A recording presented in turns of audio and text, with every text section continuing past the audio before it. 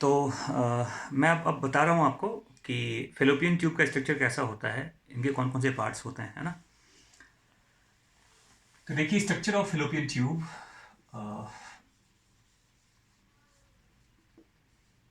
Fallopian tube जिसको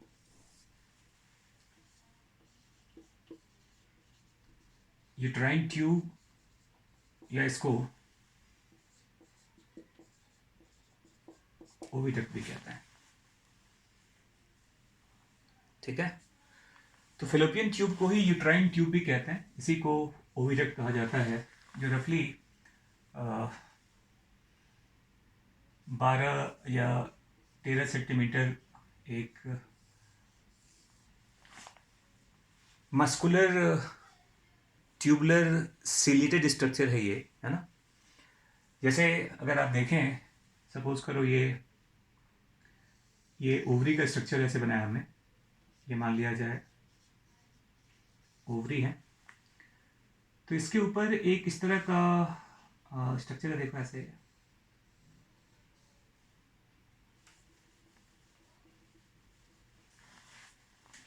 देखिए जैसे मान लो ये एक डक्ट है ऐसे,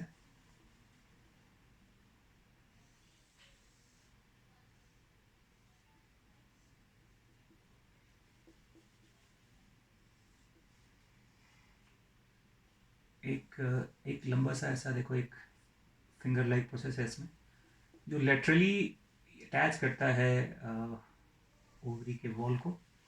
इसके अलावा ये स्मॉलर प्रोजेक्शंस होते हैं इसमें, फिंगर लाइक प्रोसेस। और फिर ये एक ब्रॉड सा एक पार्ट है, देखो इसमें से, और फिर बाद में ऐसे नैरो हो जाता है।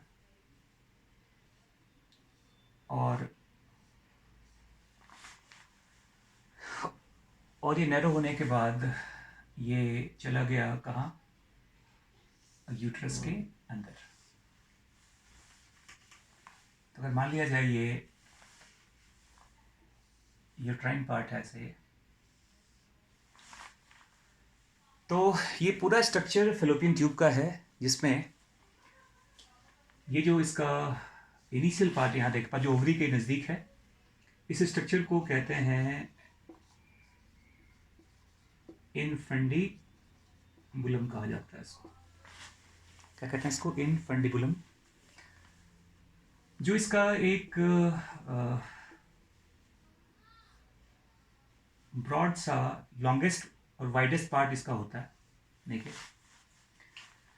ये जो स्ट्रक्चर है ये है एम्पुला, इसे क्या कहते हैं, इसे एम्पुला कहा जाता है। और फेलोपियन ट्यूब का वो पार्ट जो यूट्रस की तरफ है, इसे कहते हैं इस्थमस। और इवन एक पार्ट और भी है जो यूट्रस में चला जाता है, इस स्ट्रक्चर को यूट्राइन पार्ट कहते हैं फेलोपियन ट्यूब का, uterine part of fallopian tube कहते हैं,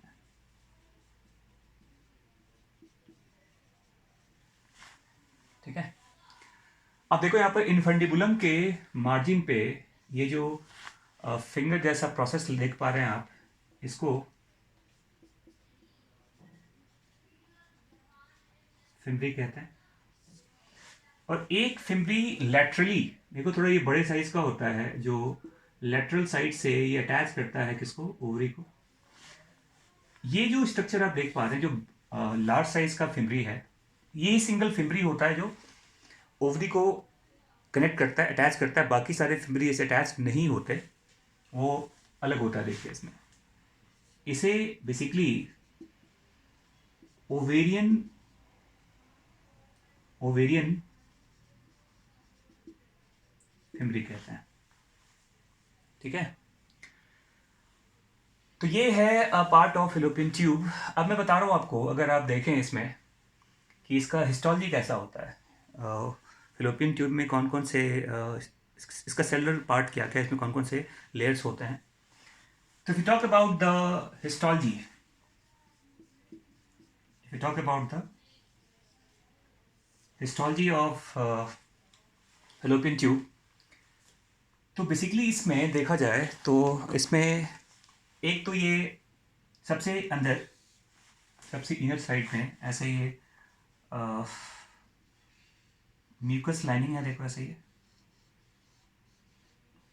जिसमें सीलिया भी लगा होता है। ये एक सिलिएटेड कॉलमर एपिथेलिया है जो इसका म्यूकोसा लाइन बनाता है। देखो ये म्यूकोसा का लाइनिंग इसका होता है। और उसके बाद इसमें एक थिक मस्कुलर पार्ट है इसका, ये स्मूथ मसल का पार्ट है जिसको इसका मस्कुलरिस लेयर भी कहते हैं, है ना। और फिर एक लेयर और भी होगा, थिन लेयर, इसके ऊपर ये सिरोसा का पार्ट होता है। देखो तो देखिए 3 लेयर का पार्ट बन गया ना इसमें।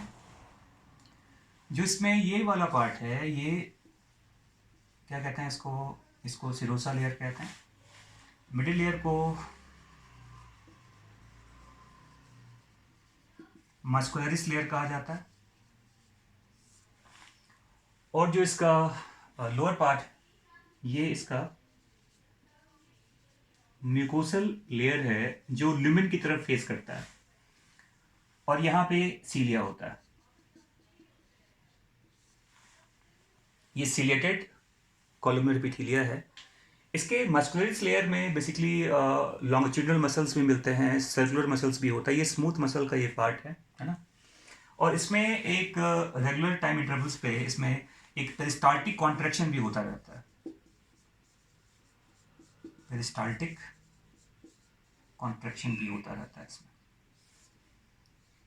इसी कॉन्ट्रैक्शन की वजह से जो सेकेंडरी साइट है वो आगे की तरफ मूव करता है। बेसिकली कहते हैं जैसे at the time of ovulation. अच्छा मैं आपको थोड़ा ये बता दूं पहले कि ये जो आपने ओवरी का स्ट्रक्चर देखा है, तो आप देखो यहाँ पर, अगर ये ओवरी का स्ट्रक्चर है ऐसे, तो ओवरी के स्ट्रक्चर के ऊपर मैंने कहा कि एक तो फिम्बरी इसको ऐसे ही अटैच कर रहा है, बाकी तो ये ऐसे ऐसे देखिए, एक तो लार्ज साइज फिम्बरी है, बाकी ये स्मॉल साइज फिम्बरी है, देखिए ऐसे, है ना। तो ओवरी का एज सच बहुत ज़्यादा अटैचमेंट तो फिलोपियन ट्यूब से नहीं होता। हाँ ये जरूर है कि जो एक आप कैविटी देख पा रहे हैं ओवरी और फिलोपियन ट्यूब के बीच में, ये एक सिलोमिक कैविटी है। इसमें फ्लूइड भी होता है। और फिम्बरी जो होते हैं, फिम्बरी के सेंट्रल पार्ट पे एक ऐसा ओपनिंग है, इसको ऑस्टियम कहा जाता है। फिम्बरी भी सिलेटेड होता है, याद रखिएगा, फिम्बरी भी सिलेटेड होता है। तो बेसिकली जब ओवुलेशन हुआ और जो सेकेंडरी साइड जो एक तरह का ओवुलेशन के बाद का जो प्रोसेस है जो ओवरी से बाहर आता है, जिसको आप ओवम, ओवा या इसे क्या कहते हैं, इसको सेकेंडरी साइट भी कहा जाता है। ये सेकेंडरी साइट यहाँ पर आने के बाद देखिए, तो आप याद रखिएगा कि पहले ये सेकेंडरी साइट इस कैविटी में आता है, और जो फिम्बरी का जो एक मूवमेंट है, याद रखिएगा ओवुलेशन के टाइम पे जो एस्ट्रोजन का लेवल फीमेल्स के बॉडी में काफ़ी हाई होता है। एस्ट्रोजन के हाई लेवल की वजह से आप कह सकते हैं कि जो फिलोपियन ट्यूब के मसल्स हैं उसमें कॉन्ट्रैक्शन भी होता है, सिलियरी मूवमेंट में भी हेल्प करता है। तो जो ओवुलेशन के बाद का प्रोसेस है, ये सेकेंडरी साइट पहले इस कैविटी में आएगा, और फिंगर लाइक जो प्रोसेस होते हैं उसमें जो एक मूवमेंट होगा, उस मूवमेंट की वजह से it generate a kind of suction pressure in the coelomic fluid, and that helps in the intake of secondary site from the coelomic cavity into the fallopian tube through the ostium। ये समझ में आ रहा है। और जब एक बार secondary site यहाँ पे आ गया, तो इस सेकेंडरी साइट का एक रेगुलर मूवमेंट है, देखो ये मूव करता है towards the ampullary isthmus junction. तो ये जो मूवमेंट हुआ यहाँ पर किसका, सेकेंडरी साइट का, इस मूवमेंट में दो इंपॉर्टेंट चीज है। एक तो कहते हैं जो पेरिस्टाल्टिक कॉन्ट्रैक्शन है किसका, स्मूथ मसल का, और इस पेरिस्टाल्टिक कॉन्ट्रैक्शन में estrogen play a very important role, क्योंकि ओवुलेशन के समय एस्ट्रोजन का लेवल फीमेल्स के बॉडी में काफ़ी हाई होता है। और दूसरा जो इसका सीलिया है, जो सीलिया का मूवमेंट है, ये भी हेल्प करेगा सेकेंडरी साइट को आगे ले जाने के लिए, क्योंकि मूव जो साइट ऑफ फर्टिलाइजेशन है ये एम्पुलरी इस्थमस जंक्शन होता है, मतलब स्पर्म को भी यहाँ पे आना है तो और एग को भी यहाँ पर आना है जंक्शन पे। तो ये जो साइट है इसको कहते हैं एम्पुलरी इस्थमस जंक्शन, इसको एम्पुलरी इस्थमस जंक्शन कहते हैं। और इस पार्ट को माना जाता है कि ये साइट ऑफ क्या है बताओ, फर्टिलाइजेशन होता है। और मैंने आपको पहले भी बताया था एक चीज़ कि जो ओवरी के बाहर का जो ब्रॉड लिगामेंट है जो ओवरी को सराउंड कर रहा है, एक्चुअली ऐसे क्या कहते हैं इसको, तो मैंने बताया था कि ये ब्रॉड लिगामेंट है जो सराउंड करता है फैलोपियन ट्यूब को, इसी को कहते हैं मीजोसेल्पिंग्स, इसे मीजोसेल्पिंग्स कहा जाता है। तो ciliary movement and the peristaltic contraction is a very important role, is a very important mechanism. That's why secondary sites travels or secondary site reaches to the site of fertilization, and that is ampullary isthmus junction. समझ में आ गया? तो ये मैंने बता दिया आपको क्या, that is all about the histology and structure of fallopian tube and how remember fallopian tube mucus का जो ये लेयर होता है इसमें सीलिया भी होता है, इसमें कुछ इवन ग्लैंड्स वगैरह भी होता है, देखो जो म्यूकस सिक्रीट करता है, ये फ्लूइड बनाता रहता है। क्योंकि स्पर्म जो एग का मूवमेंट है वो तो एयर में होना नहीं, हवा में तो होगा नहीं, वो फ्लूइड ही होता है। तो जो म्यूसिन या म्यूकस सिक्रीटिंग ग्लैंड्स भी मिलते हैं जो इस म्यूकोसल लेयर में होता है, तो वो एक्चुअली हेल्प करेगा सेकेंडरी साइड के मूवमेंट के लिए। तो ये मैंने बता दिया आपको all about the structure of fallopian tube, जिसको यूट्राइन ट्यूब भी कहते हैं, इसको ओवी डक्ट भी कहा जाता है। अब मैं आपको बताऊंगा नेक्स्ट पार्ट में कि एक्चुअली अब यूट्रस का स्ट्रक्चर कैसा होता है, इसमें कौन कौन से लेयर्स होते हैं, इसके कौन कौन से पार्ट्स होते हैं। So now let's see the structure of uterus.